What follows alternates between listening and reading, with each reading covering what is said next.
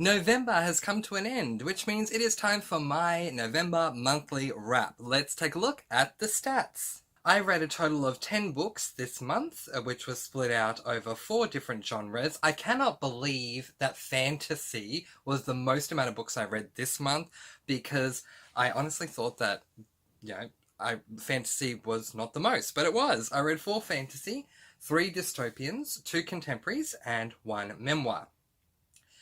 For my age groups, I read 4 YA, 5 adult, and 1 middle grade. For my lengths, I read 5 tomes and 5 half tomes, pretty even there, for a total page amount of 4,414 pages. To my star ratings, I have 5 5-stars, 3 4-stars, and 2 2-stars.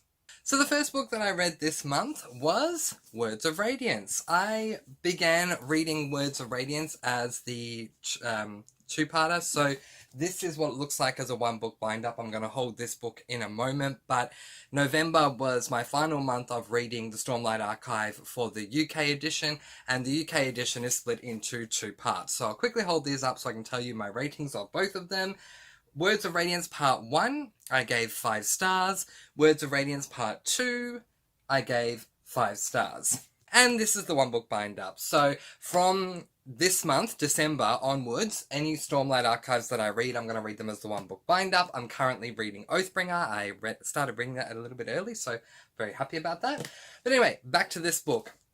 I really enjoyed Words of Radiance. It is the second book in the Stormlight Archives series, and having read book number 2, I can definitely say that book 1, The Way of Kings, is definitely your ground-laying book, getting you to know the vast world of Stormlight Archives. In case you don't know, Stormlight Archives is a high epic fantasy. So what that means is that high fantasy is a fantasy book that exists in a world that is purely made up by the author, whereas low fantasy exists in our own world that we already know.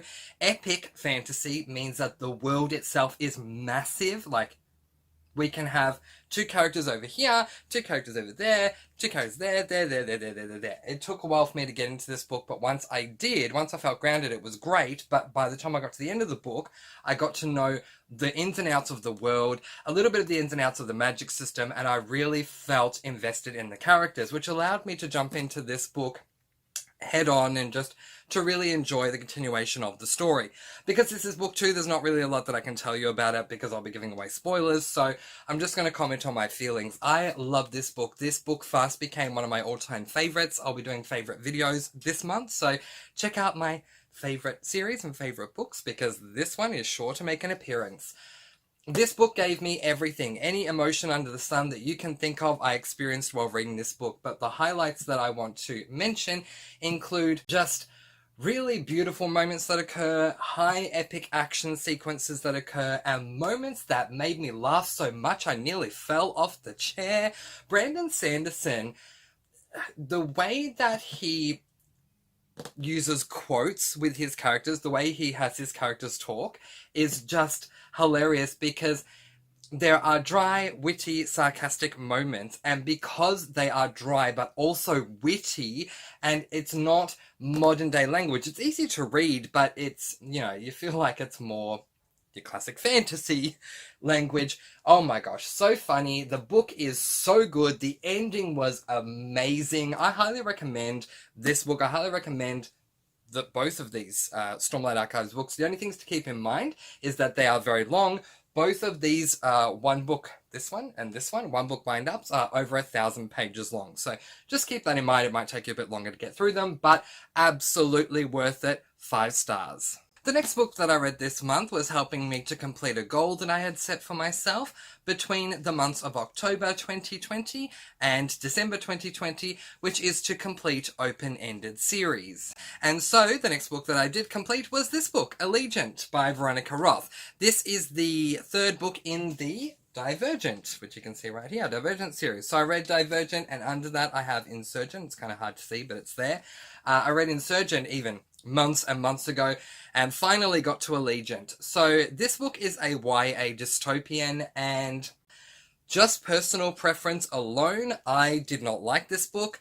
I found it to be rather pointless. Veronica Roth caught lightning in a bottle with book number 1 and really was able to continue with that with book number 2. I feel like book number 3 is purely an aftermath. Once the thing that made the whole series interesting was kind of over, that's all I can say without, giving away too many spoilers.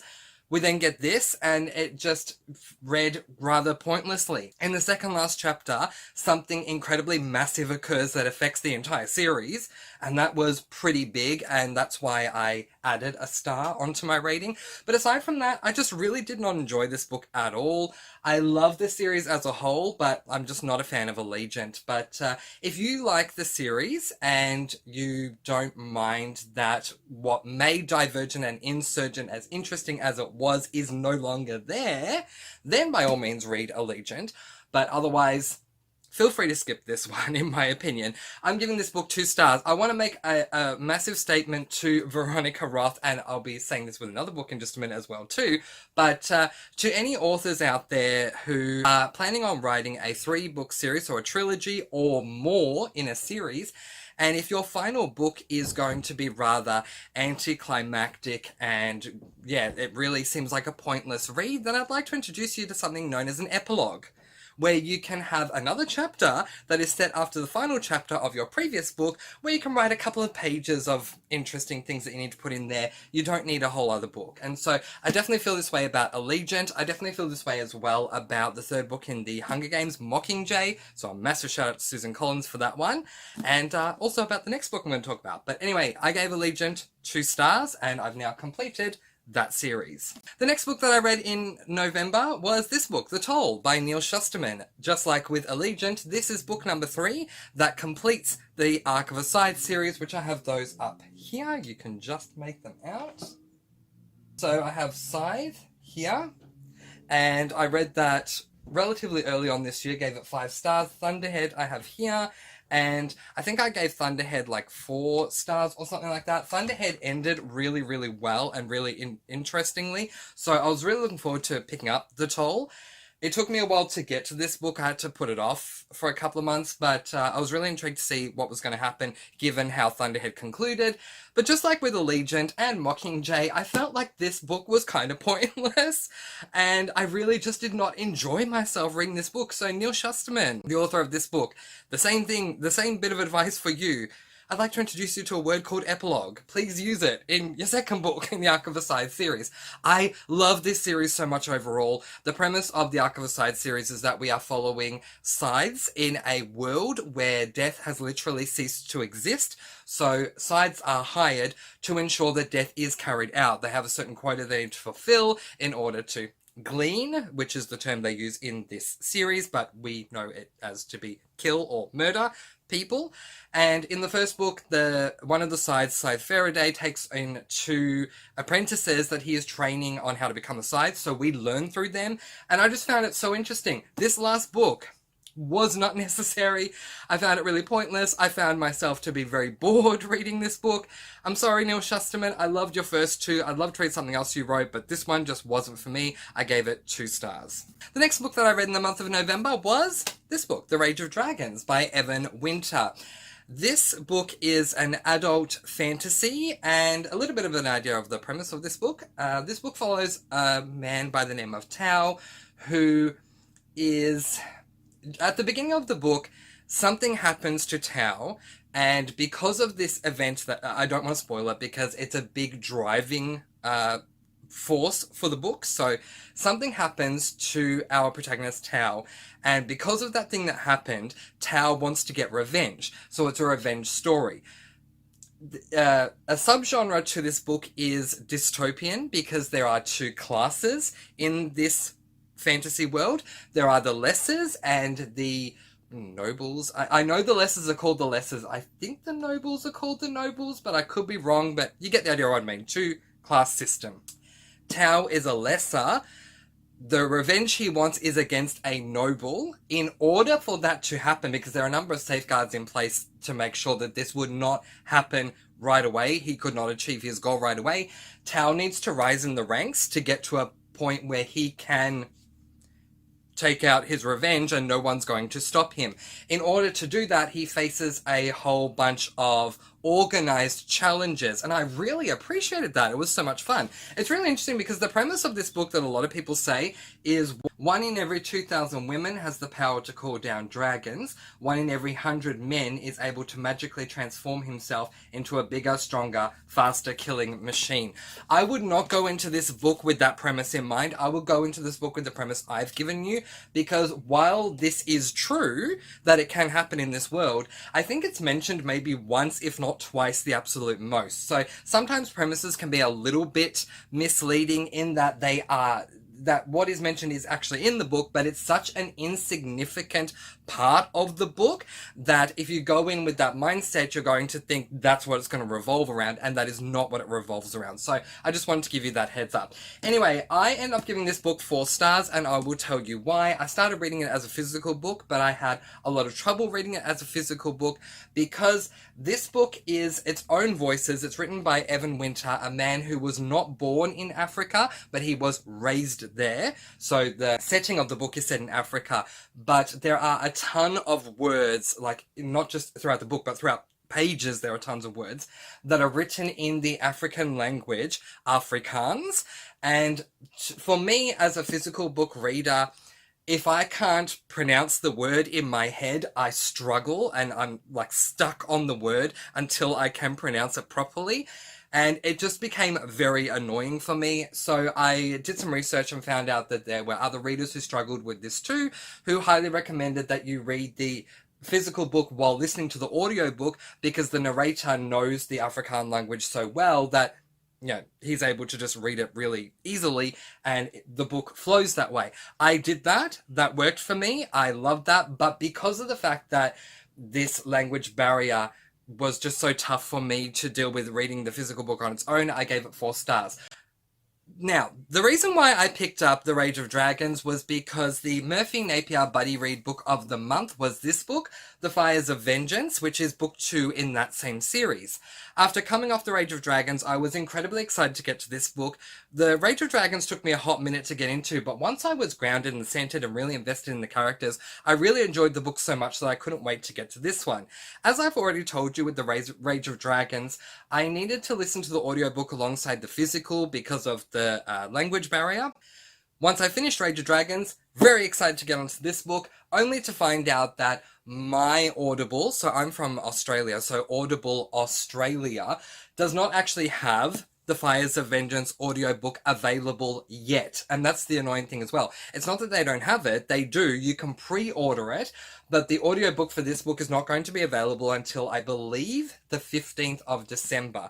So I could not go on to this book, and I couldn't get involved in the Murphy Napier Buddy Read Book of the Month, which was unfortunate. This book was on my TBR, so I did want to address this here, so you guys, if you were wanting to see what I thought of this book, can know what actually happened.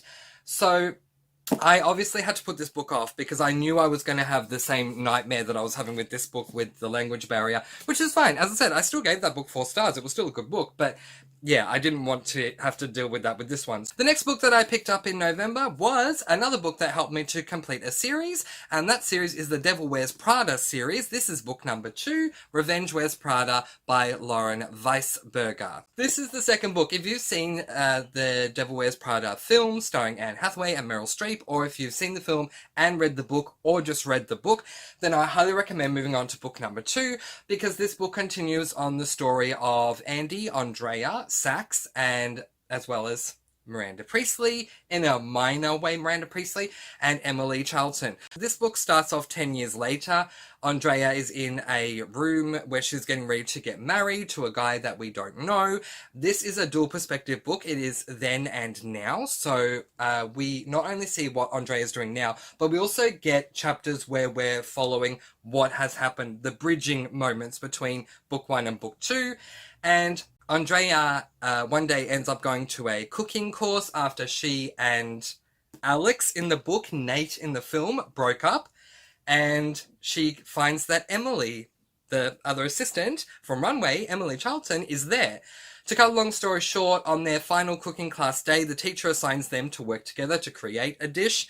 And While they're there, they start talking. Emily tells Andrea that Miranda fired her 2 weeks out from being promoted, and now Emily hates Miranda more than Andy and Andrea does, and now they become really good friends. Emily comes up with an idea that they should have their own sort of runway magazine, which they name The Plunge, but they dedicate it more to the big day of a wedding, and they are very successful. Enter Miranda Priestley and her lawyers, who want to acquire a copy of this magazine, pay for it, own it, so they can run it and tell Emily and Andrea how to do everything. The articles that should go in there and things like that. Everything should be approved by Miranda Priestley. Well, you can imagine Andrea's reaction to this.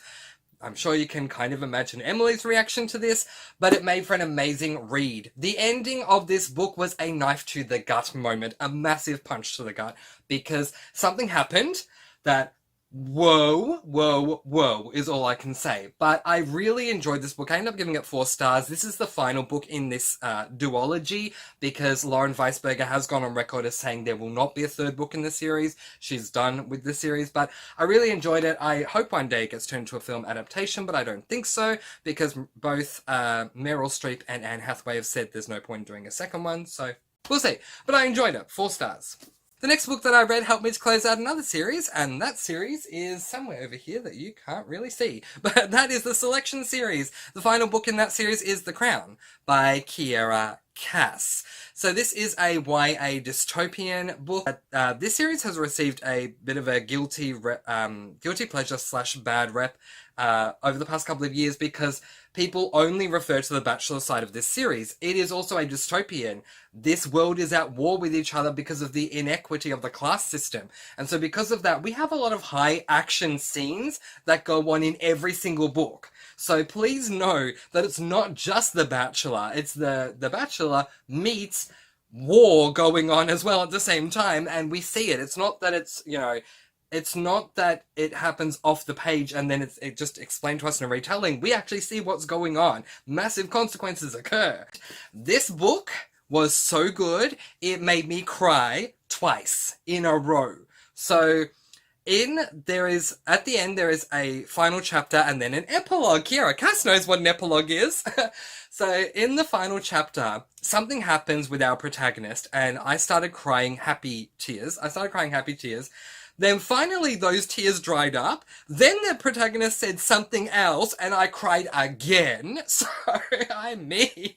so good. 5 stars, and it encouraged me and enticed me to want to read a lot more Kiera Cass, which I will be doing. So 5 stars for this one.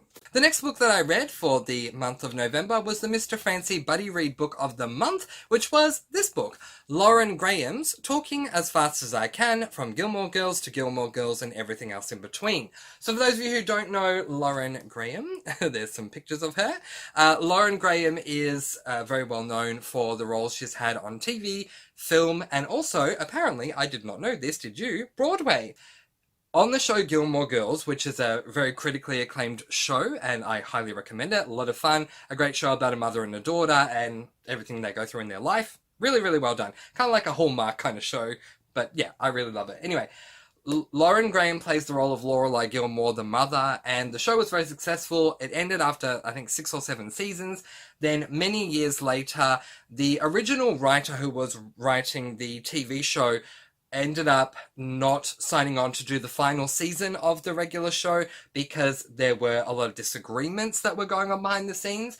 But then the original writers end up making a deal with Netflix to come back many years later to do 4 90-minute episodes called A Year in the Life, where we have an episode called Winter, an episode called Spring, an episode called Summer, and an episode called Fall, where we see all these years later how Lorelai, Rory, and all the other characters are doing, which was amazing. This book kind of spans from Lauren growing up, I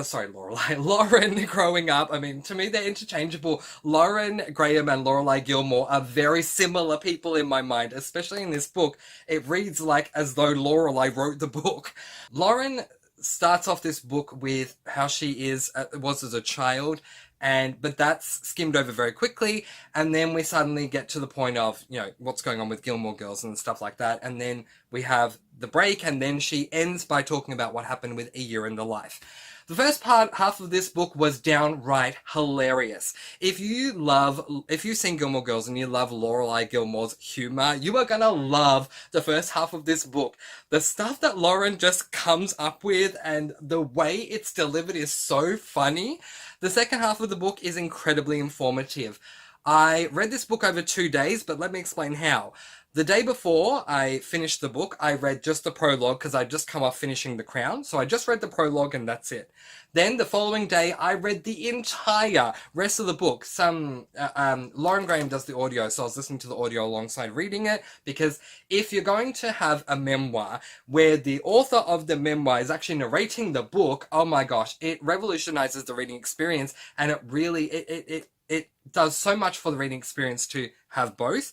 So it was 4 hours and 45 minutes non-stop me listening and reading this book.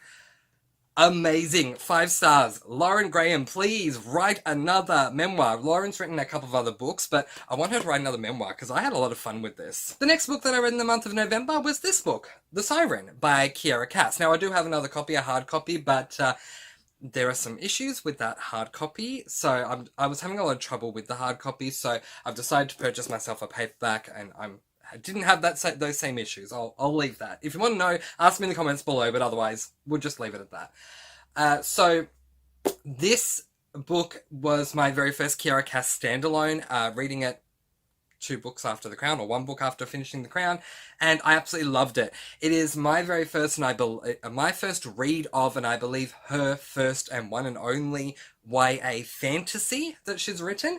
And the book basically revolves around this girl whose name is Kellen, who is a siren. In chapter 1, so it's not a spoiler, she is with her mum and her dad. They're on a boat, and the boat suddenly capsizes, and everyone starts dying.